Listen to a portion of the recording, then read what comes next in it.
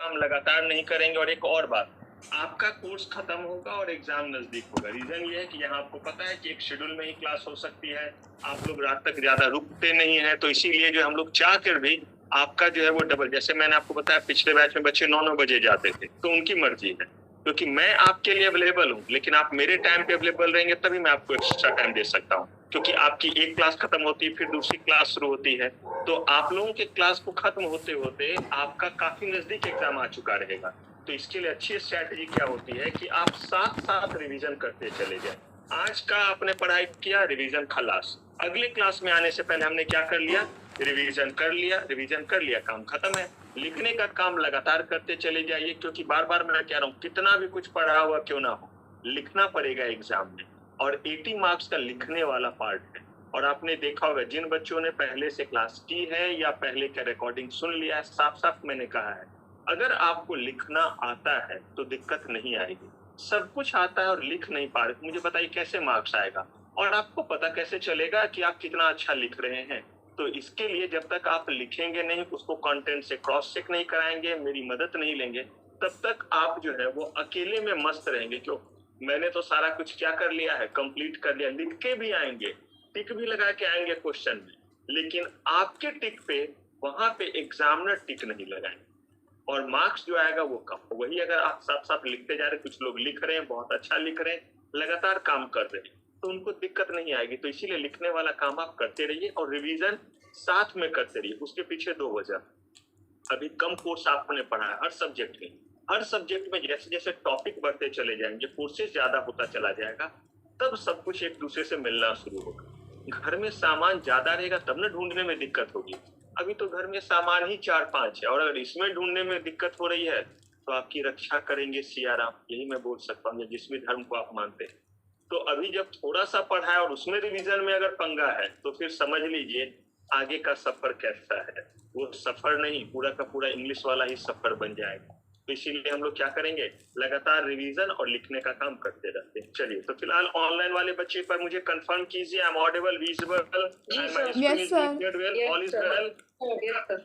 चलिए, गुड, करते हैं हम लोग। आइए, हम लोगों ने एक डिस्कशन स्टार्ट किया था, और हमारा वो डिस्कशन था कि अगर कोई भी कंट्री चलती है, किसी भी कंट्री का फाइनेंशियल और किसी भी कंट्री का इकोनॉमिक्स अगर चलता है, तो उसके पीछे एक ही वजह है, वो कंट्री कुछ ना कुछ बनाती है या कोई ना कोई सर्विसेज अपने देश वालों को प्रोवाइड करती है। और जब ये प्रोवाइड करती है तो ये सारा का सारा गवर्नमेंट नहीं बनाती है। यहाँ बहुत सारे ऐसे कंपनी है जो गवर्नमेंट कंपनी, बहुत सारे ऐसे हैं जो गवर्नमेंट के नहीं है। रिलायंस का भी नाम आप सुनते, एयरटेल का भी नाम सुनते, वोडाफोन का भी सुनते, और आप बीएसएनएल और एमटीएनएल का भी सुनते। यानी कि सरकारी भी आप सुनते हैं और प्राइवेट भी सुनते हैं। साथ ही साथ जो है वो आप जो नाम सुनते हैं वो ओएनजीसी भी सुनते हैं, oil and Indian oil, IOC, Indian oil corporation, ONGC भी आप सुनते हैं। साथ ही साथ आप जो है हिंदुस्तान पेट्रोलियम भी सुनते हैं। ये सब सरकारी हो गया। इसके अलावा जो सरकारी नहीं है, जो गवर्नमेंट की नहीं, उसमें रिलायंस भी आप सुनते हैं जो पेट्रोलियम। आप किसी भी चीज में, चाहे गारमेंट्स बनाने के लिए खादी ग्राम उद्योग हो, ये भी आप सुनते हैं। और यही दूसरी तरफ आप जो है वो पीटर इंग्लैंड, वर्साचे, मुफ्ती, रिबॉक, लिवाइस, ये सब भी आप सुनते हैं। नेशनल, इंटरनेशनल, गवर्नमेंट, सारे तरह की चीज आप सुनते हैं। इसका मतलब है कि हमारे देश में 2 ही तरह से चीजें प्रोवाइड की जाती है, एक तो प्रोडक्ट के रूप में और एक सर्विसेज के रूप में। जितने भी तरह की चीज है उसको जब आप कैटेगरी में बांटेंगे तो या तो वो सर्विस कहलाएगा या क्या कहलाएगा, प्रोडक्ट कहलाएगा। और इसको प्रोवाइड करने के लिए चाहिए पैसे, प्रोवाइड करने के लिए पैसे अगर चाहिए तो वो पैसे कहाँ से लाएं। दूसरी तरफ कुछ ऐसे लोग हैं जिनके पास अपने सेविंग के कुछ पैसे हैं, जिसको आइडल मनी, जिसको सरप्लस मनी कहते हैं। यानी कि ये वो पैसे हैं जो आपके क्या है, जरूरत के बाद के। आपने अपनी जरूरत की चीजें कर ली, उसके बाद जो आपके पैसे बचे उसको हम क्या कहते थे, आइडल मनी, सरप्लस मनी। जो आपके पास आइडल और सरप्लस मनी, आप चाहते हैं कि वो पैसे आपके ज्यादा से ज्यादा क्या हो, इंक्रीज हो जाए।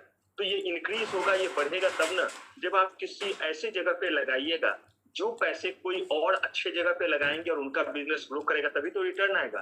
ऐसा तो होगा नहीं कि यहाँ पे पैसे रख दिए और बोलेंगे बम बम भोले, सावन का महीना है, ये 500 रुपया जो है वो 600 बन गए, और सोमवार को सुबह से शाम तक उस पर पैसा जल चढ़ाते रहेंगे। नोट शायद गल जाएगा लेकिन वो 500 से 600 रुपए नहीं बढ़ेगा। लेकिन वही पैसे अगर आप किसी जगह इन्वेस्ट करते हैं, तो उन्होंने इन्वेस्टमेंट करते वक्त आपको बताया था कि हम आपको इतना % गारंटी देंगे। उन्होंने आपको बताया था गारंटी नहीं है, कुछ भी मिल सकता है। यानी कि आपके पैसे कम भी हो सकते हैं और ज्यादा भी। इसका मतलब उन्होंने रिस्क भी बता दिया, रिटर्न भी बता दिया। जितना ज्यादा रिस्क था, रिटर्न भी क्या था, उतना ज्यादा। जितना जो है वो कहिए रिटर्न जो है वो कम, उतना जो है वो रिस्क भी जो है वो उतना ही कम था आपका। तो इन्हीं चीजों के बेसिस पे कहा गया कि कोई आइडिया उन लोगों तक पहुंचा, लेकिन वो पैसे लेकर के रफू चक्कर ना हो जाए, इधर उधर भाग ना जाए, लोगों के पैसे डूब ना जाए। इसके लिए ऑथोरिटी को एक सिस्टम बनाना पड़ा, और उस सिस्टम का नाम क्या पड़ा? Financial system. जब भी कोई सिस्टम बनता है तो उसमें दो बातें होती। पहला, वो किसी पर्पस से बनता है, और दूसरा कुछ ना कुछ कंपोनेंट की मदद से बनता है। अकेला कोई भीड़ नहीं होता है। तो वैसे इस सिस्टम का मतलब है कुछ ना कुछ चीज मिलकर के बनेगा। तो इस फाइनेंशियल सिस्टम का पर्पस क्या है? To fulfil the financial need को पूरा करना, कुछ और नहीं। फाइनेंशियल नीड का मतलब है जो कंपनी नए नए प्रोडक्ट बना रही, जो कंपनी नए नए सर्विसेज दे रही है, उन तक पैसे पहुंचे, और जिनके पास आइडल मनी है वो अपना पैसा वहां इन्वेस्ट करे, जिससे उनके भी पैसे क्या हो, ग्रो करे। कहा दूसरा चीज क्या है, कंपोनेंट। तो कहा कि इसमें बड़े सारे कंपोनेंट से मिलकर के ये बना है, जिसमें मेजर 4 कंपोनेंट कौन कौन से हैं? Financial market, financial product, intermediaries और पार्टिसिपेंट ऑफ कैपिटल मार्केट। ये 4 हमारे। हमने जो है वो इनमें से फाइनेंशियल मार्केट को पढ़ लिया, लेकिन हमने जो पढ़ा था वो ब्रीफ में पढ़ा था। डिटेल हमारा किस दिन हो जाएगा? जब हम यहाँ से लगभग 6 चैप्टर और यहाँ से लगभग 3 चैप्टर पूरा कर लेंगे, तो ये हो जाएगा डिटेल। और मैंने बोला था यही जो आपका पहला स्लाइड है, ये आपके सिलेबस का 80%। कितना परसेंट है? 80%। जिस दिन इसमें भी मैं पूरे डिटेल में टिक लगा दूंगा, वो खत्म हो जाएगा। फिलहाल अभी हमारा प्रोडक्ट पे पूरे तरीके से टिक लग चुका, डिटेल में ये खत्म हो चुका है। और फाइनेंशियल मार्केट के बारे में, हमें प्रोडक्ट्स के बारे में हमने क्या किया, फाइनेंशियल मार्केट के बारे में हमने जो है वो ब्रीफ में पढ़ लिया है। फिर हमने किसको पढ़ना शुरू किया? और प्रोडक्ट में हमने सारे तरह के वो इंस्ट्रूमेंट देख लिए, जिनको shares, debenture, preferential shares, detachable warrant बोलते हैं, बॉन्ड बोलते हैं। क्यों इशू किया जाता है, क्या उसका जो है अलग अलग इंस्ट्रूमेंट की खासियत है, hybrid instrument, derivative, put option, call option, सारे तरह की चीज हमने क्या कर लिए हैं, पढ़ लिए। अब तीसरी चीज को हमने पढ़ना शुरू किया, वो था इंटरमीडिएरीज। कंपनी तक पैसा कैसे पहुंचे और लोगों तक जो है वो शेयर्स, डिवेंचर कैसे पहुंचे। कहा गया इसके लिए जो मदद करने आते उसे हम क्या कहते हैं? इंटरमीडिएरीज कहते हैं। और यही हमारा चैप्टर था जिसको हमने पढ़ना शुरू किया, और इसको हम लोग कहते हैं सिक्योरिटीज मार्केट या कैपिटल मार्केट इंटरमीडिएट। जिस तरह से बहुत सारे हमारे पास प्रोडक्ट हैं, बहुत सारे सिक्योरिटीज हैं, क्या हमने सारे प्रोडक्ट और सारे सिक्योरिटीज पढ़ लिया था? नहीं, हमने वो प्रोडक्ट और सिक्योरिटीज पढ़ा जो आपके सिलेबस में, और वही आपके सिलेबस में है जो ज्यादातर यूज होता है। बहुत सारे ऐसे भी इंस्ट्रूमेंट हैं जो यूज नहीं होता है, लेकिन है वो भी इंस्ट्रूमेंट। और मैंने आपको कहा था इंस्ट्रूमेंट को जनरल लाइफ में किससे कोरिलेट कीजिए? फूड से, खाने की चीजों से उसको क्या कीजिए? कोरिलेट कीजिए। तो खाने की बहुत सारी चीजें जिसमें से हो सकता है, मैं तो बहुत सारे का नाम नहीं जानता, गरीब आदमी जो घर में बना वो खा लिया। आप मुझसे भी बहुत ज्यादा चीज, कौन कौन सा पिज्जा विथ एक्स्ट्रा चीज, विथ दिस फ्लेवर, तो विथ मर्जा, विथ गलजा, जो और उसमें डालते हैं। तो ऐसे करके जो है वो आप और भी कुछ आइटम के नाम जानते होंगे। कुछ ऐसे लोग होंगे जो आपसे भी ज्यादा आइटम के नाम जानते होंगे।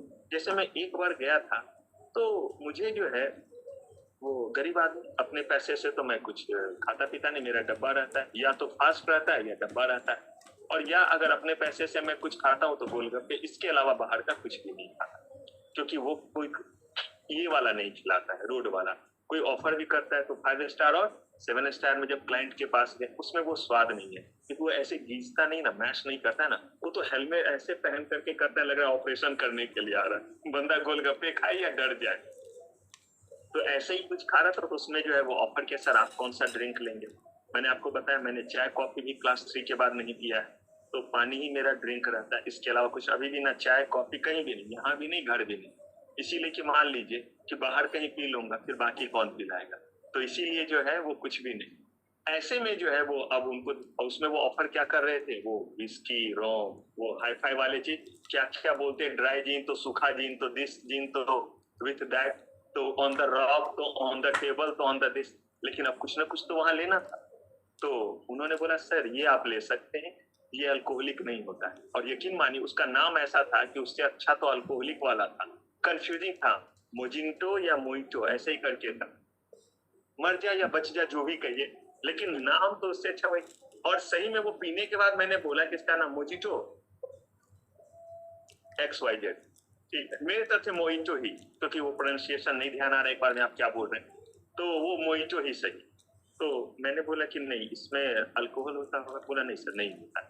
मैंने बोला पक्का, तो बोला हाँ सर। मैंने बोला सोच लीजिए, वरना कम से कम जो है वो $1 लाख का बढ़ जाएगा क्लाइंटल सर्विस। नहीं सर पक्का, डराने के लिए यही कर सकते ताकि वो कंफर्म हो जाए, क्लाइंट है ना, पैसे के नाम पर सब सच बोलेगा, नहीं तो फिर झूठ झूठ बोलता रहे। तो वो दिया, और यकीन मानिए वो था क्या जब आया और उसमें ऐसे करके नींबू को ऐसे काट के धनिया पत्ता ऊपर में दे करके, मैं बोला मैंने ऊपर में जो गार्डन रखा उसमें मेरा पुदीना भी है, धनिया पत्ता भी है, नींबू भी इससे अच्छा मेरे घर पे है, और ऊपर से एक छाता दे दिया, अजीब तरह का एक छाता जैसा लगा। मैंने बोला सर ये क्या ओढ़ूं, ये नींबू निकाल के क्या मैं चूसूं, इतने खराब दिन अभी नहीं आए ऐसे करके, और ये पुदीना का पत्ता तो मैं नहीं चबा सकता, तो जो इसमें वही ना। और उसके बाद जो है वो नीचे में 1-2 आइस रखा हुआ है, और उसके बाद एक स्ट्रॉ लगा दिया। मैंने बोला ये तो मेरी बिटिया ने बहुत सारा स्ट्रॉ रखा हुआ है, ये तो हम हर दिन पीते, और जब पिया तब तो उसका देखने में बड़ा शानदार था, पिया तो यकीन मानिए जो आपके घर का नींबू पानी उससे बेहतर नहीं जो हम घर में ही बनाते। तो इसका नाम था मरजा। तो मैंने बोला मोहितो ने इसका नाम सही में क्या होना चाहिए, मरजा ही। तो और उसके दाम सुन लीजिए, ज्यादा नहीं था, सिर्फ 700 कुछ रुपए उसके दाम। मैंने बोला कम वक्त तो इससे ज्यादा जो है मुझे क्लाइंटल सर्विसेज में दे देता, मैं घर में अगर 1 पाउंड नींबू ले जाता तो शायद जो है वो पूरे सप्ताह क्या पीता रहता, ये मोहितो जो है वो पीता रहता। तो कहने का मतलब है कि जैसे बहुत सारे डिशेस के नाम मुझे नहीं पता, कुछ आपको नहीं पता, ठीक वैसे बड़े सारे प्रोडक्ट्स हैं जिनके नाम हमें और आपको नहीं है पता, लेकिन जो हमारे कोर्स में था वो हमने सब पढ़ लिया। ठीक वैसे ही इंटरमीडिएरीज बड़े सारे हैं, सिर्फ इतने ही नहीं है जो हम पढ़ रहे हैं, लेकिन यही मेन इंटरमीडिएरीज हैं जो हमारे जो है वो हमसे टकराएगा और जो हमारे कोर्स में। तो इन इंटरमीडिएरीज के 3 तरह के काम है मेजरली। पहला काम ये जो है वो हमारे इशूअर और इन्वेस्टर के बीच में चेन का काम करते, किसकी तरह, कड़ी का काम, यानी कि पैसे आपके और आपके पैसे पहुंच गए कंपनी के पास, और कंपनी जो शेयर्स डिवेंचर ये इशू किया था वो कहाँ पहुंच जाएगा, ये जो है वो आप तक पहुंच जाएगा जिन्होंने पैसे दिए। ये एक काम हो गया। दूसरा काम इनका क्या था बताइए, एडवाइस करेंगे, हेल्प करेंगे, फैसिलिटेट करेंगे, किनको, इन्वेस्टर को। और तीसरा काम एडवाइस करेंगे, फैसिलिटेट करेंगे, किनको, ईश्वर को। ईश्वर को जब एडवाइस करेंगे, फैसिलिटेट करेंगे, तो क्या एडवाइस फैसिलिटेट करेंगे कि आपको कौन सा इंस्ट्रूमेंट इशू करना चाहिए, आपके किस इंस्ट्रूमेंट की ज्यादा कदर है मार्केट में। आपने तो इशू कर दिया शेयर, लेकिन लोग आपके शेयर पे भरोसा नहीं कर रहे हैं, वो डिवेंचर आपका रहता तो लोग ले भी लेते, तो इसका मतलब ये आपकी मदद करेंगे। अब दूसरी तरफ जब ये मदद करते हैं, इन्वेस्टर्स को हेल्प करते हैं, तो उनको बताते हैं आपको किस कंपनी में पैसे लगाना चाहिए और किस इंस्ट्रूमेंट में लगाना चाहिए, ये बताते हैं आपके रिक्वायरमेंट के बेसिस पे। हो सकता है मेरा रिस्क लेने का एपेटाइट ज्यादा हो या मेरा कम हो, आपका रिस्क लेने का एपेटाइट ज्यादा हो, तो आप बताइए आप कितना रिस्क लेना चाहते हैं, कितना रिटर्न चाहते हैं, कितने दिनों तक पैसे को ब्लॉक कर सकते हैं, और किस किस तरह से आप पैसे लगाना चाहते हैं, आप बताइएगा। उसके अकॉर्डिंग वो आपको क्या देंगे, सॉल्यूशन देंगे। तो ये 3 काम, इन्हीं 3 कामों में से कुछ ऐसे भी होनहार होंगे जो बोलेंगे मैं तो 2-2 काम जानता हूं। बोलेगा कौन कौन सा, तो मैं चेन की तरह भी काम कर सकता हूं और मैं इन्वेस्टर को एडवाइस भी दे सकता हूं, मैं चेन की तरह भी काम कर सकता हूं और मैं ईश्वर को एडवाइस भी दे सकता हूं। मैं तो जो है वो रजनीकांत हूं, मैं तो चेन की तरह भी काम कर सकता हूं, ईश्वर को भी एडवाइस दे सकता हूं। और तो सेबी ने बोला अगर तू रजनीकांत है तो साबित करके दिखा, फटाक से जो है वो उंगली से छेदा करके दिखा दीवार, और फिर एक गोली चला और चाकू से उसके 2 टुकड़े करके 2 आदमी में लगा के दिखा, यानी कि उनके लिए एलिजिबिलिटी रख दिया। और बोला सबके लिए रेगुलेशन बना दिया कि ऐसा ना हो कि अंधा लूल्हा काना कुबड़ा कोई भी मुंह उठा के और बोले मुझे मर्चेंट बैंकर बनना है, मुझे बैंकर्स टू इशू बनना है। बोला गया कि बनने दो ना, इससे दिक्कत क्या है, बोला गया कि नहीं, जिसको मार्केट की एक्सेसिबिलिटी होगी वही क्या कर सकता है, मर्चेंट बैंकर बन फ्रॉड कर सकता है। बैंक से पैसे वही घोटाला कर सकता है जिनकी बैंक में एक्सेसिबिलिटी है। जो बाहर में जो है वो चाय कॉफी बेच रहा है वो बैंक से घोटाला नहीं कर सकता, अगर करेगा तो वो वहां का ही मैनेजर होगा, कैशियर होगा, या उनसे भी ऊपर के लेवल पे जनरल मैनेजर लेवल पे होगा, मैनेजिंग डायरेक्टर होगा, जिनको टर्मिनल वगैरह का एक्सेस है, जो मेरे और आपके अकाउंट को चेक कर सकता है, जिनके पास ये राइट है कि मेरे और आपके अकाउंट से पैसे निकाले भी और डाले, डाले उनके भी पास जा तो ये सकते राइट है, तभी तो हम पैसे डिपॉजिट करते तुम्हारे अकाउंट को क्रेडिट करता है, और पैसे निकलते हैं तुम्हारे अकाउंट को क्या करता है, डेबिट। तो वही तो गड़बड़ घोटाला कर सकता है। तो बोला कि जिन लोगों को हम राइट दे रहे हैं कि ये इन्वेस्टर्स ईश्वर इनके बीच में होंगे, यही तो गड़बड़ घोटाला कर सकते हैं। तो कहा गया इनके लिए उन्होंने रेगुलेशन बना दिया, और सबके लिए उन्होंने एलिजिबिलिटी बना दी कि अगर आप इतने काबिल हैं और ये कंप्लायंसेस फुलफिल करेंगे, तभी आपको हम इस तरह से काम करने का लाइसेंस देंगे। कोई कहता है नहीं मैं मर्चेंट बैंकर भी बनूंगा और मैं आरटीए भी बनूंगा, तो कहता है ठीक है, दोनों का बन एलिजिबिलिटी जाओ, क्राइटेरिया क्या करो, फुलफिल करो। फुलफिल लेकिन करना उन्होंने है। कह दिया कुछ ऐसे भी लोग हैं जिनको सिर्फ एक ही लाइसेंस वो देते हैं, और बोलते इससे ज्यादा कैपेसिटी में हम आपको लाइसेंस नहीं दे सकते। क्यों? क्योंकि ये काम इतना बड़ा है कि आप कोई और काम अगर करेंगे तो इस काम को जस्टिफाई नहीं कर पाएंगे। नहीं कर पाएंगे। जैसे अगर आप जो है वो मान लीजिए आईआईएम जो है वो आईआईएम अहमदाबाद से जो है वो एमबीए कर रहे हैं, और उसी समय आप साइमल्टेनियसली अगर कहेंगे कि आपको जो है वो एक और जो है वो रेगुलर कोर्स करना है, तो आपको ऐसा करने की इजाजत नहीं है। लेकिन अगर आप जो है वो 2 कॉरेस्पॉन्डेंस कोर्स करना चाहिए, एक रेगुलर कोर्स और एक कॉरेस्पॉन्डेंस कोर्स, या एक डिस्टेंस कोर्स, तो आप कर सकते हैं। जैसे आप बीकॉम भी कर रहे होंगे, मोस्ट ऑफ द लोग या कुछ लोग कर चुके होंगे, तो आप जो है वो बीकॉम का मतलब मेरा ग्रेजुएशन से, तो आप ग्रेजुएशन में भी होंगे क्योंकि 10+2 तो कम से कम किया होगा, फाउंडेशन करके आए होंगे या ग्रेजुएट होके आए होंगे, और साथ ही साथ आप सीए सीएस भी करना चाहे तो कर सकते हैं। कोई कहता है मैं सीएस भी कर रहा हूँ और साथ में सीए भी करूंगा, कर सकते हैं या नहीं कर सकते हैं? कर सकते इसी हैं। एलिजिबिलिटी क्राइटेरिया पे, या उनका भी फाउंडेशन क्लियर करना पड़ेगा? उनका भी फाउंडेशन जो उनका एलिजिबिलिटी क्राइटेरिया वो क्लियर करना पड़ेगा या नहीं? करना पड़ेगा। ठीक उसी तरह से इन्होंने कहा। तो अब इन्होंने जब कहा तो कुछ लोगों ने कहा कि हम अलग अलग कैपेसिटी में, कुछ ने कहा हम साथ करेंगे, तो उनको सारा कैपेसिटी में क्या करना पड़ेगा, लाइसेंस लेना पड़ेगा और एलिजिबिलिटी क्राइटेरिया को फुलफिल करना पड़ेगा। और इसी में हमने पढ़ लिया था किसके बारे में, merchant banker, registrar and share transfer agent, underwriter, bankers to issue, debenture trustee, stock broker and. तो यहाँ तक का सफर हमने पिछले एपिसोड में तय कर लिया था।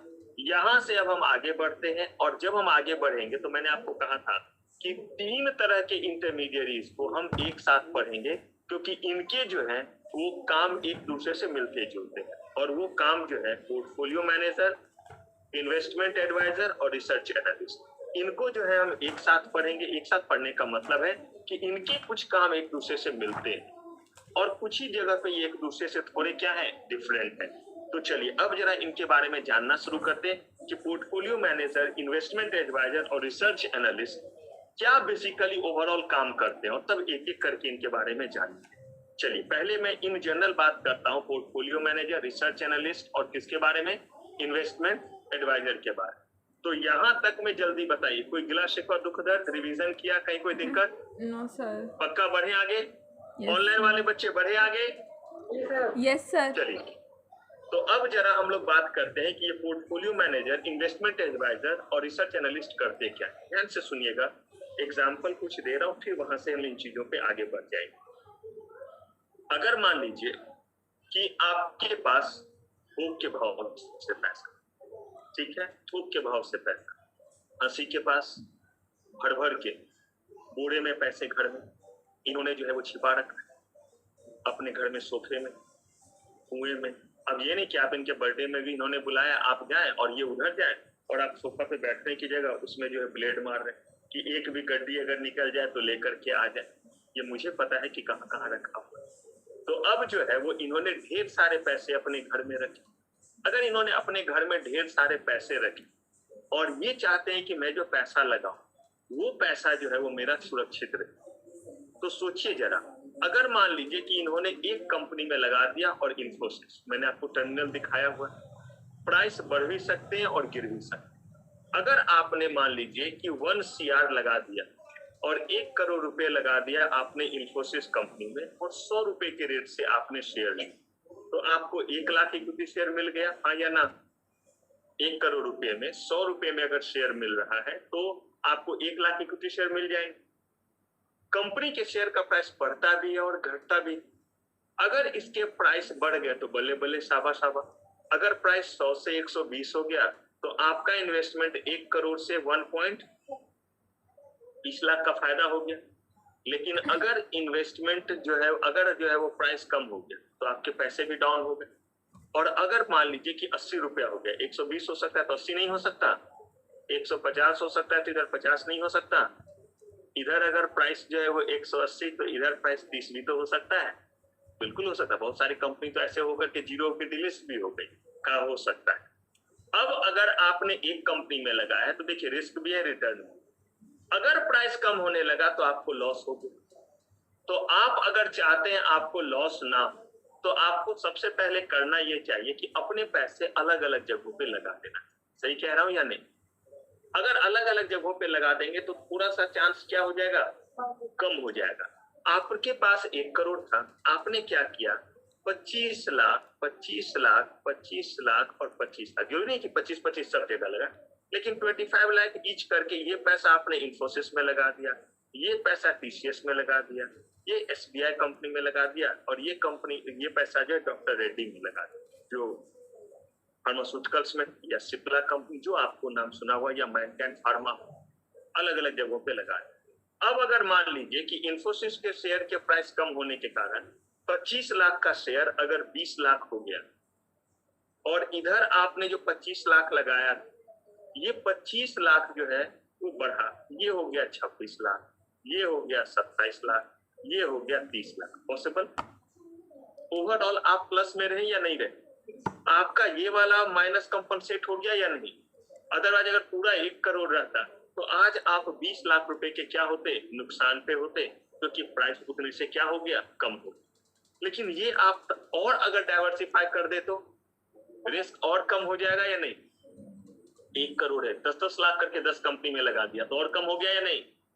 और सुनिए, अगर 1-1 लाख करके लगा दिया तो, और भी अगर कर दे, कुछ डिवेंचर में, कुछ प्रेफरेंसेस शेयर में, कुछ फार्मास्यूटिकल्स कंपनी में भी लगाया, तो एक में नहीं लगाया फार्मास्यूटिकल्स में, 25,000 डॉक्टर रेड्डी में लगा दिया, 25,000 सिप्ला में लगा दिया, और कम होगा या नहीं? इसका मतलब अगर आपके पास पैसा ज्यादा है तो आप उस पैसे को डाइवर्सिफाई कर सकते हैं या ना? और अगर आप उस पैसे को डाइवर्सिफाई कर सकते हैं तो सबसे पहला यही तरीका हो गया रिस्क को क्या करने का, मिटिगेट करने का, रिस्क को रिड्यूस करने का, रिस्क को कम करने का। राइट? अब सोचिए जरा, अगर मान लीजिए कि मुझ जैसे गरीब पे आइए जिसके पास 1,000 रुपया, अगर 1,000 रुपया है, मैं इन्वेस्टमेंट करूं, मैं अब इस पैसे को जो है वो अलग अलग कंपनी में लगाना है, तो आप की तरह आपके पास 1 करोड़ रुपया था तो आप 1-1 लाख करके 100 कंपनी में लगा सकते हैं। 50-50 हजार करके करेंगे तो 200 कंपनी में, 20-20, 25-25 हजार करके बताइए 300-400 कंपनी में लगा सकते हैं या नहीं? यस तो आप सर। कितना ज्यादा रिस्क को कम कर लिए। Yes sir. मैंने क्या किया, मैं भी पैसे 1,000 रुपया लेकिन दिल बहुत बड़ा, जैसे आपका, पढ़ेंगे थोड़ा सा लेकिन रैंक चाहिए, पढ़ाई कर रहा। तो ऐसे ही जो है मेरा भी, जैसे आपका दिल है छोटा सा, छोटी सी आशा पढ़ने में कि पढ़ेंगे कब लेकिन मार्क्स चाहिए ज्यादा, वैसे ही मेरा भी पैसे थोड़े लेकिन डाइवर्सिफाई करूंगा 500 जगहों पे। तो क्या 2-2 रुपए करके चंदा देने जा रहा हूँ? अगर 2 रुपया अगर भिखारी को भी दे दिया तो वापस कर देता है, अगर 5 या 10 से कम का सिक्का देखता है तो बोलता है रख लीजिए, आपको इससे ज्यादा जरूरत, मुझसे ज्यादा जरूरत आपको। तो ऐसे केस में मुझे बताइए क्या मैं डाइवर्सिफाई कर पाऊंगा? इसका मतलब गरीब के लिए कोई नहीं। कहा कि अनफॉर्चुनेटली फिलहाल यहाँ पे जो है आप अगर डाइवर्सिफाई करना चाहे तो डाइवर्सिफाई नहीं कर सकते। कहा ठीक है, लेकिन जिनके पास पैसे ज्यादा है वो कर सकते हैं। कहा हाँ कर सकते हैं, लेकिन सोचिए जरा, आपने डाइवर्सिफाई किया लेकिन आपके पास एक्सपर्टीज नहीं था। आपने ये सोचा था कि काश मेरा 1 करोड़ 1.2 करोड़ में बदल जाता तो कितना मजा होता, साल का 20 लाख का मेरा जो है वो इनकम, हर महीने का भी देखो तो लाख से ज्यादा, एक बार 1 करोड़ रुपए इन्वेस्ट कर दिया, बिंदास घूम रहे, सर की कोई भी बात सुनने की जरूरत नहीं कि रिवीजन करो, दिस करो, और बीच बीच में जो इतने शानदार कॉम्प्लीमेंट देते हैं वो भी सुनने की जरूरत नहीं। और उनको बोलेंगे सर आपको तो हम चुटकियों में खरीद, इतने पैसे तो हमें बिना कुछ किए हुए आता है। लेकिन ये कब होगा? जब आपके पास नॉलेज रहेगा। अदरवाइज 1 करोड़ को 1 लाख में बदलते हुए समय नहीं लगेगा। अब अगर आप मदद के लिए जाएंगे तो मैं मदद के लिए अगर जाऊंगा एक शख्स के पास जो एक्सपर्ट है, जिसका नाम पोर्टफोलियो मैनेजर, वो एक्सपर्ट है, वो कंपनी के फॉर्म में, और उन्होंने आप जैसे होनहार सीएस को, जो सीएस बन चुके हैं, उन लोगों को, सबसे ज्यादा सीएस ही रहते हैं इनके पास, क्योंकि सिक्योरिटीज मार्केट के बारे में आप जो पढ़ते हैं वो 200 नंबर का पढ़ते हैं, और सीएमए और सीए को जो पढ़ाया जाता है मुश्किल से 20-30 मार्क्स होता है। यही वजह है कि आपके लिए ये काम है और इसका ऑडिट भी आप ही लोग ज्यादा करते हैं। तो अब यहाँ पे इन्होंने कहा कि यहाँ पे उन्होंने एक्सपर्ट को रखा हुआ है। अगर मान लीजिए कि एक्सपर्ट आपके पैसे को डाइवर्सिफाई करे तो मुझे बताइए पैसे और सुरक्षित होंगे या नहीं? एक तो बड़ा अमाउंट और दूसरा जो है डाइवर्सिफाई कौन कर रहा है? लेकिन ये एक्सपर्ट जब करेगा तो ये एक्सपर्ट क्या बोलेगा? बाबुल की दुआएं लेती जा, तुझको सुखी संसार मिले, दुआएं दो और मुझसे जो है वो सारा का सारा जो है वो टिप्स ले लो। पैसे लेगा या नहीं लेगा? यही उसका धंधा पानी है, यही उसका बिजनेस है। इसी के लिए तो उसने लाइसेंस ले रखा है कि जितने ज्यादा उसके पास ग्राहक आएंगे वो उनसे कमीशन लेगा इस बात का कि मैं आपको एडवाइस दूंगा कि आप पैसे कहाँ लगाएं, कब लगाएं और कब निकल भी जाए। आप बोलेगा सर लगाना समझ में आया, लेकिन ये निकल भी जाए वाली बात क्या हुई? तो कहा कि निकल जाने वाली बात ये हुई कि अगर मान लीजिए कि आपको एडवाइस तो वो दे रहे हैं कि कब पैसे लगाएं, क्या दे रहे हैं कि कब पैसे लगाएं, लेकिन ये नहीं बता रहे हैं कि कब निकले, तो आपको ज्यादा प्रॉफिट नहीं होगा। आप कहिएगा सर कैसे?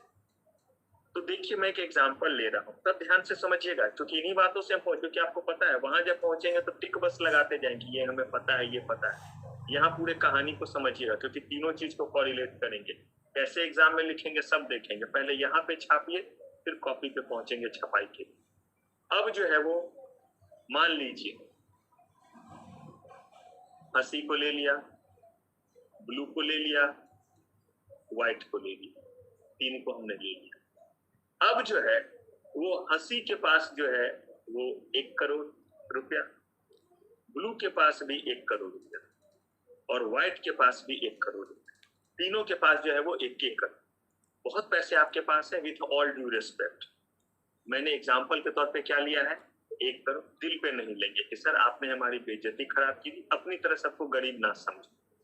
तो जितने भी पैसे मैंने क्या लिया कि आपके पास 1-1 करोड़ और भी है, लेकिन 1-1 करोड़ इन्वेस्ट करना है। और आप तीनों ने जो है वो एक ही कंपनी में क्या किया, इन्वेस्ट किया। और मान लेते हैं वो कंपनी इंफोसिस में आपने इन्वेस्ट किया, राइट। जब आपने इन्वेस्ट किया तो उस समय मार्केट प्राइस जो है वो 100 रुपीज, मार्केट प्राइस पॉसिबल 100 था। आप सारे के सारे लोगों ने जो शेयर्स खरीदे थे वो थे 1 लाख। क्यों? क्योंकि कब आपने लिया था, मार्केट प्राइस कितना था, 100 रुपीज था, तब आपने लिया था। ठीक, अब हुआ क्या ये देखिए, एक दिन आपने लिया, मार्केट प्राइस हो गया 120। एकदम ध्यान से समझिएगा, मार्केट प्राइस कितना हो गया, 120। इस समय आप सारे लोगों ने इन्वेस्टमेंट किया। जैसे ही मार्केट प्राइस 120 हुआ, हंसी जो है वो हंसते हंसते जो है वो अपना शेयर जो है वो क्या कर दिए, सेल कर दिया। और यहाँ पे जो है वो ब्लू जो है उन्होंने बोला कि ना मैं तो अपने शेयर अपने पास रखूंगी, अभी मुझे बेचना, क्योंकि वो प्राइस वगैरह नहीं देख रहे, वो चुपचाप शेयर रखे हुए कि बाद में यूज कर। व्हाइट भी अपने पास रखे हुए, उन्होंने क्या कर दिया, सेल कर दिया। सेल करने का मतलब क्रॉस, इनके पास नहीं है अब, तो इन्होंने सेल कर दिया। सेल कर दिया कितने में, 1 करोड़। तो इनके पास जो पैसे आ गए वो कितने आ गए, लेकिन इनके पास शेयर्स हैं नहीं, राइट। अब क्या हुआ वो देखिए, मार्केट प्राइस हो गया 80, पॉसिबल, राइट। अब जो है हंसी ने फटाक से जो है वो बाय कर लिया। अब इनके पास शेयर है या नहीं, इधर जो है वो ब्लू और व्हाइट अनइफेक्टेड, इन्होंने ना बेचा ना खरीदा, अपने पास क्या किए हुए, रखे हुए, ठीक है। और इन्होंने जो खरीदा था वो मान लीजिए कि ले ले जुलाई का महीना, और आज ही का शुभ डेट ले ले, 18 जुलाई ले लिया, 18 थी है ना आज, 18 जुलाई हमने जो है वो लिया। अब जो है वो 18 जुलाई नहीं करते, थोड़ा पहले करते, 10 जुलाई करते। 18 जुलाई को जो है वो प्राइस ये था, कौन सा प्राइस था, 120। तो इन्होंने जो है वो क्या किया, बेच दिया। अब जो है वो फिर क्या हुआ, समय बीतता गया बीतता गया। अब कोई समय आया और वो आया 25 मान लीजिए जुलाई, 80 हो गया, इन्होंने फिर खरीद लिया। जब इन्होंने खरीदा तो कितने में खरीदा, 80 लाख में खरीदा, तो जितने में खरीदा उसको आप छोड़ दीजिए। इनको फिलहाल जितने जो है वो प्रॉफिट बुक हो गए, वो प्रॉफिट जरा बताइए इन्होंने कितना बुक कर लिया। 20 लाख नहीं किया। 1 करोड़ में खरीदा था और कितने में बेचा? 1 करोड़ 20 लाख में आ गया। और शेयर्स इनके भी पास आज के डेट में कितने हैं? हंसी के पास कितने शेयर हैं? 25 जुलाई को कितने शेयर हैं? 1 लाख। ब्लू के पास, व्हाइट के पास, और साथ में इनके प्रॉफिट कितने बुक हो गए? हंसी के पास कितने प्रॉफिट बुक हो गए? क्यों होगा 40 लाख? इसलिए बोला समझिए ठीक से। हमेशा प्रॉफिट का डेफिनेशन क्या है? Cost price minus selling price minus cost price, या cost price minus selling price? Cost price minus selling price. ठीक है, इसका मतलब खरीदा कम में और बेचा ज्यादा में तो मुनाफा। खरीदा था कितने में, बेचा कितने में, कितने का फायदा? अच्छा भूल जाइए, इस पॉइंट वगैरह को कुछ नहीं देखना है, पॉइंट वगैरह छोड़िए। आपके पास पहले भी कितने शेयर थे, आज भी कितने हैं, और आपने जो है वो कितने में खरीदा 1 लाख, उससे क्या मतलब है? और आपके पास प्रॉफिट कितना बुक हो गया है?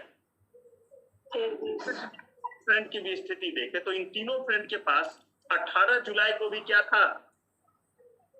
18 जुलाई को भी इनके पास जो है 1 लाख शेयर थे, और आज 25 जुलाई को भी तीनों के पास 1 लाख शेयर है। बात सही है? यस। लेकिन उसमें एक और एक्स्ट्रा बात है कि हंसी के पास एक्स्ट्रा कितना आ गया है? अब क्या हुआ वो देखिए। फिर जो है वो कुछ दिनों के बाद जो है वो एक दिन आया, और वो आया 25 अगस्त। वो शुभ दिन जिस दिन आपका रिजल्ट निकलता है। जून वाला अटेम्प्ट अगस्त में निकलता है, और दिसंबर वाला जो आप देंगे वो 25 फरवरी को आएगा 12 बजे। अब यहाँ पे जो है वो आपका जो है वो 25 अगस्त जो है वो 25 अगस्त आया। 25 अगस्त को जो है वो प्राइस हो गया 1.5 CR। पॉसिबल कैसे हो गया 1.5 CR? क्योंकि शेयर्स के प्राइस जो है वो कितने रुपए हो गए? हो सकता है या नहीं मार्केट प्राइस 150 रुपए। जैसे ही 150 हुआ, ये लोगों को कुछ नहीं पता, कान में तेल लेके सोए हुए, मस्त पकौड़े सकोड़े खा के एंजॉय करें कि भाई 1 करोड़ हमारा क्या है, इन्वेस्ट है, 1 लाख हमारे पास किसके शेयर हैं। और यहाँ इन्होंने क्या किया? इन्होंने फिर से हंसी ने जो है वो सेल कर दिया। कितने में? यानी कि 150 रुपए के रेट से तो कितने पैसे आ गए? 1.5 करोड़। अब इस बार 1.5 करोड़ आ गए, और इस बार खरीदा था कितने में? 80 लाख में। हाँ या ना? ठीक है, तो इनके पास जो भी जो है वो प्रॉफिट आया, वो प्रॉफिट कितना? मैं सिर्फ प्रॉफिट की बात कर रहा हूँ। कितना? 70 लाख। सॉरी, इन्हीं का ना, इनके तो 0 70 लाख कर लिया प्रॉफिट। अब क्या हुआ वो देखिए। इनके पास अभी रहने दीजिए, अभी इनके पास तो आ गए हैं 70 लाख का प्रॉफिट आ गया, लेकिन पैसे कितने और बचे हुए हैं? 1.5 करोड़ आया था ना, तो 1.5 करोड़ आया तो उसमें से प्रॉफिट तो आपने बुक कर लिया 70 लाख, लेकिन आपके पास पैसे तो अभी और हैं। अब प्राइस क्या हुआ कि प्राइस जो है वो शेयर्स का हो गया फिर से गिर करके जो है वो मान लीजिए 80 रुपए। पॉसिबल? जैसे ही 80 हुआ, ये तैयार बैठे थे और इन्होंने फिर से क्या कर लिया? बाय कर लिया। तो अगर बाय कर लिया और ये कर लिया इन्होंने 1 सितंबर, फाइन। अब जो है वो ये लोग सब लोग मिलते हैं और मजे से ये लोग जो है वो एक दूसरे से दीपावली के दिन मिलते हैं, मान लीजिए। और मिला, तीनों खुश। क्यों है तीनों खुश पता है? क्योंकि शेयर की प्राइस जो है वो दिवाली वगैरह से वैसे ही बढ़ा रहता है। शेयर का प्राइस 120 रुपीज हो गया। तीनों खुश, तीनों एक दूसरे को करें मजा आ गया यार, अपने पैसे तो जुलाई में लगाए और दीपावली आते आते अक्टूबर नवंबर तक में अगस्त सितंबर अक्टूबर नवंबर 4 महीने में अपने जो है वो पैसे जो है वो 20% बढ़ गए। ये दोनों बोल रहे हैं। अब जैसे इन्होंने हंसी को बोला कि अपने पैसे कितने बढ़ गए, यानी कि बेच रहे हैं, अब बेच देते हैं, अच्छा मौका है, तो 20 लाख का मुझे फायदा, 20 लाख का मुझे फायदा, और हंसी को 20 लाख का हंसी तुझे भी फायदा, हंसते हंसते तो बोल रहे कि नहीं मुझे 20 लाख का फायदा नहीं। तो क्या हुआ, सब लोगों ने सोचा कि मैंने शायद बेच दिया। क्या बेच दी थी क्या? तो यही ऐसे थोड़ा सब्र नहीं था तेरे में, थोड़ा धैर्य रखना चाहिए, ऐसे तुरंत नहीं काम कर देना चाहिए। बेचने से पहले पूछ तो लिया होता, हम बताते हैं कि इसका प्रेडिक्शन अच्छा है, इसके प्राइस बढ़ने वाले, क्यों बेच दिया? बेचा था फिर खरीद भी लिया, क्या मतलब? तो मेरे प्रॉफिट 20 लाख नहीं तो कितने हैं? तो मेरे प्रॉफिट जो है वो टोटल कितने हैं? ये 20 तो सबके हैं, और आपके अलावा मेरे जो है वो कितने हैं? कि अगर मैं अभी शेयर बेचूं तो मेरा टोटल प्रॉफिट होगा कितना, और तुम दोनों के प्रॉफिट, और अगर ना बेचूं तो भी ऑलरेडी मेरे भी पास 1 लाख शेयर, आप लोगों के पास भी 1 लाख शेयर, और उसके अलावा मेरे पास कितने पैसे, यानी ऑलमोस्ट मैंने जितना इन्वेस्टमेंट किया था वो ऑलरेडी क्या कर चुके हैं। अगर ये सारे शेयर 1 करोड़ के शेयर अगर मेरे 10 लाख के भी हो जाएंगे तो भी अब मुझे कोई रिस्क नहीं, क्योंकि मेरा जो प्रिंसिपल अमाउंट निकला रहेगा। राइट या रॉन्ग? तो मुझे बताइए, क्या सिर्फ पैसा समय पे लगाना ही जो है वो इम्पोर्टेंट चीज है? नहीं, आपको अर्जुन की तरह बनना होगा। अगर आप अर्जुन नहीं है, अभिमन्यु है, घुस तो जाएंगे लेकिन मारे भी जाएंगे, यानी चक्रव्यूह से निकल नहीं पाए। लेकिन अर्जुन को चक्रव्यूह में इन करना भी आता। थोड़े बहुत सीरियल वगैरह देखे हैं या नहीं? तो चक्रव्यूह में इन करना भी आता था और निकलना भी आता था। अभिमन्यु को इन करना आता था, एग्जिट करना। तो यही आपका है। आपको किसी ने बहुत अच्छा बोला, बहुत अच्छा मौका है, लगते पैसा आईपीओ में लगा लिया, फिर आराम से सो गए। यही अगर 3-4 बार पैसा घुमा लिया था तो आज आपके पास है इन्वेस्टमेंट, आपका सुरक्षित, देखकर 1 लाख इंफोसिस के शेयर, लेकिन साथ में 90 लाख रुपया क्या कर लिए हैं। अब जो है वो अगर हम इसी तरीके से देखें तो कहा ये बुद्धि कौन देगा, क्योंकि हमने तो उतनी समझ है नहीं, हमने तो वो पढ़ी नहीं। अगर ऐसा है तो इसके लिए मान लीजिए कि हमने किसी को कहा कि चल भाई तुझे 10 लाख देंगे, अगर उसको 10 लाख दिया तो देखिए क्या होगा। अपने दिमाग से एक बार मान लीजिए किसी तरह पता भी चल गया कि इस कंपनी का प्राइस बढ़ेगा, तो लगा दिया, पूरे साल में 20 लाख का फायदा पॉसिबल। लेकिन इस आदमी को अगर आपने 10 लाख दे दिया 1 करोड़ पे, तो उसने आपको 1 करोड़ कमा करके दे दिया या नहीं दिया? तो मुझे बताइए कि आपको 90 लाख तो फिर भी बचा। बाकी लोग अगर अपने बुद्धि से चले तो 20 लाख कमाए, कुछ तो डूब भी गए। या आप अपने बुद्धि से चलते तो 20 लाख कमाते, दूसरे के बुद्धि से चला तो 90 लाख कमाया। क्या बुराई है? 10 देने के बाद भी कमाया। अरे 10 क्या 20 ले लो, मेरे से तो ज्यादा हो गया। मैं खुद से 20 कमाता, अब मैं 80 कमा रहा हूं, तो फायदा है या नहीं? तो अगर मेरा प्रॉफिट कोई बढ़ा रहा है और बदले में कुछ ले रहा है तो आप देंगे या नहीं देंगे? लेकिन ये तब देंगे ना जब 1 करोड़ होगा, तब ना उसको 10 लाख देने लायक रहेंगे। या मुझे जैसे ठन गोपाल रहिएगा, 1000 रुपया रहेगा, तो कहते हैं ना कि जो भिखारी वो निचोड़ेगा क्या और नहाएगा क्या, यानी जिसके पास है ही नहीं कुछ, वो खाएगा क्या और बांटेगा क्या? उसके लिए कुछ होगा तभी ना। मतलब खुद खाने को पैसे नहीं, चले लंगर लगाने। इन्वेस्टमेंट करने के लिए 1000 रुपये और कमीशन देने के लिए 10 लाख, तो ये पॉसिबल है नहीं। इसका मतलब अगर कोई बड़े इन्वेस्टर है और बहुत बड़ी बड़ी कंपनीज है जिनका काम ही इन्वेस्टमेंट का है, तो वो लोग जो है वो सर्विसेज हायर करते हैं इन महान आत्माओं की, जिनमें से सबसे महान है पोर्टफोलियो इन्वेस्टर। कौन?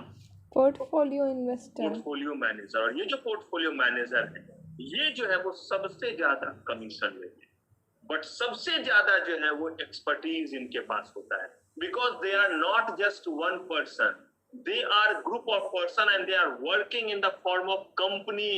आप बिना कंपनी बनाए पोर्टफोलियो मैनेजर बन ही नहीं सकते। तो बॉडी कॉर्पोरेट के फॉर्म में होगा। और कंपनी लॉ में अगर आप वहां तक पहुंच गए होंगे, तो जैसे हर कंपनी का एमओए में अपना मेन ऑब्जेक्ट होता है, वैसे इनके मेन ऑब्जेक्ट में ही यही चीज है कि इनका काम ही लोगों को एडवाइस देना, और इसी चीज के लिए एक्सपर्टीज है। तो इस एक्सपर्टीज के लिए किसको रखेंगे अपने पास? ये अपने पास उन लोगों को रखेंगे। पोर्टफोलियो मैनेजर कंपनी हुई, ये उन लोगों को रखेंगे जिन लोगों के पास एक्सपर्टीज है। किस चीज की एक्सपर्टीज और नॉलेज है? सिक्योरिटीज मार्केट की। और यहाँ पे ही मेरे जैसे गरीब लोग एडवाइस देते हैं। पहले मैं कुछ कंपनी में था भी, अब जो है मैं कंपनीज में नहीं हूँ।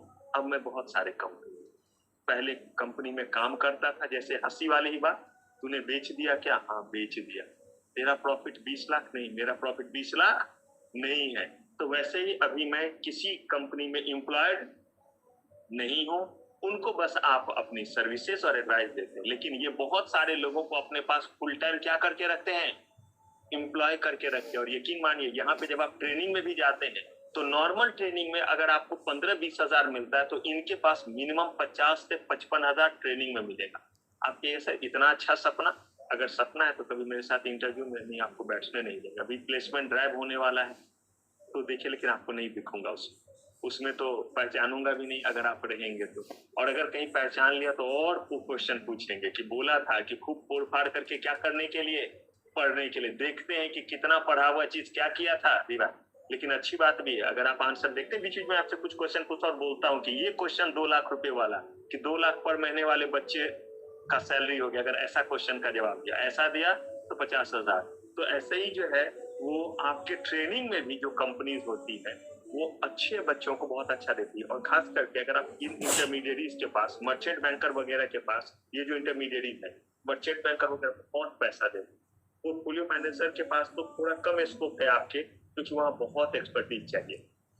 मर्चेंट बैंकर में थोड़ा सा इससे कम चाहिए, वहाँ कंप्लायंस ज्यादा है। और पोर्टफोलियो मैनेजर के पास एक्सपर्टीज ज्यादा है।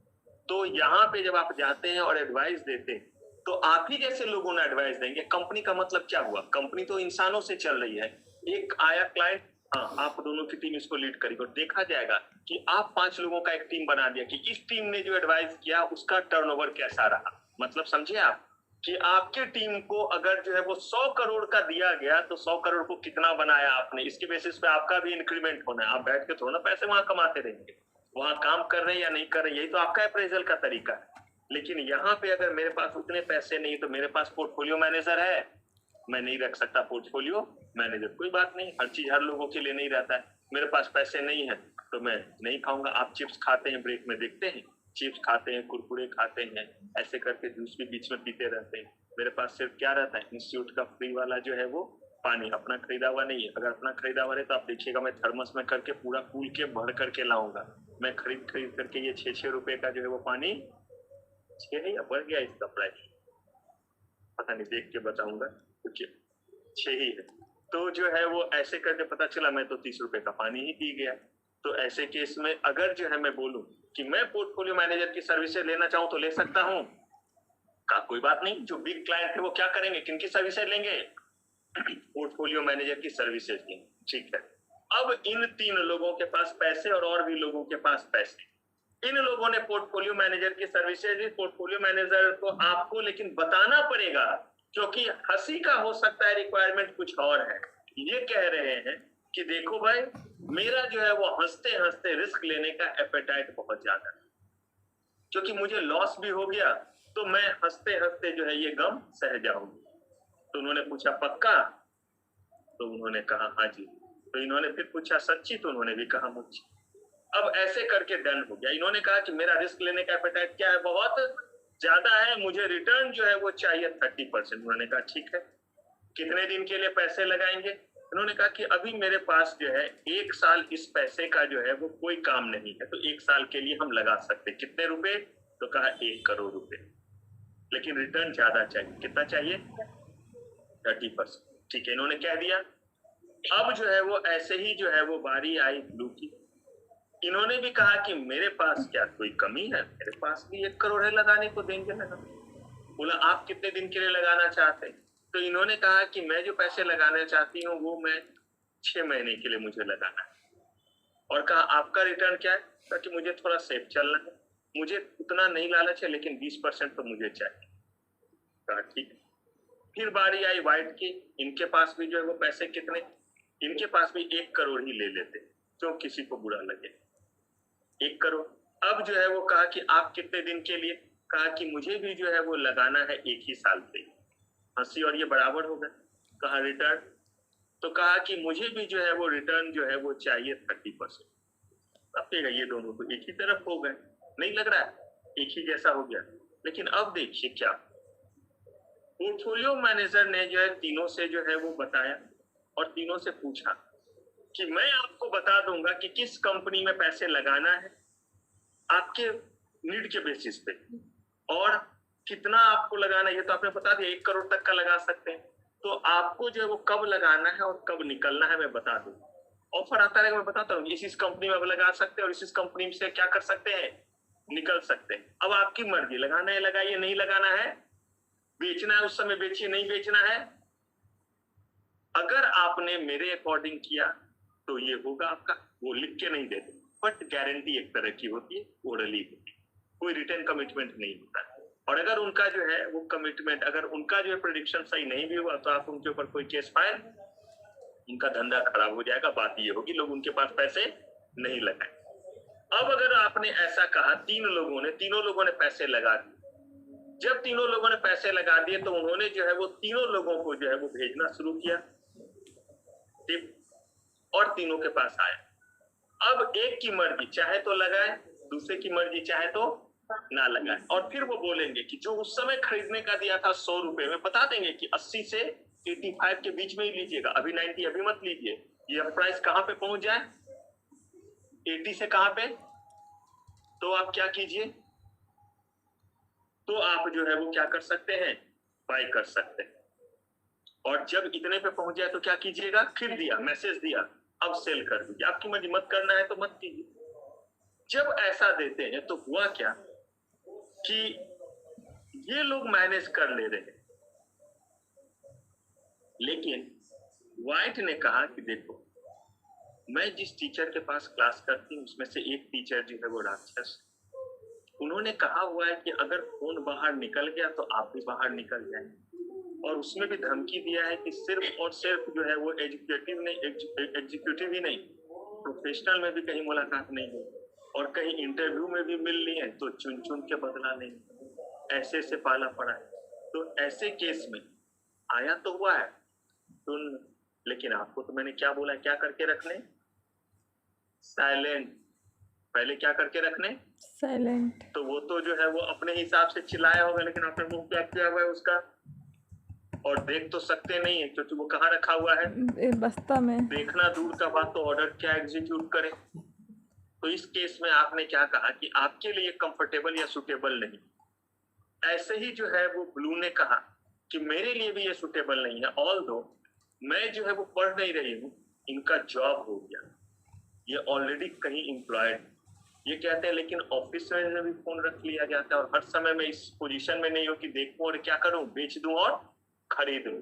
तो इन दोनों ने अपनी अलग अलग परेशानी बताई, लेकिन दोनों का सॉल्यूशन चाहिए एक ही।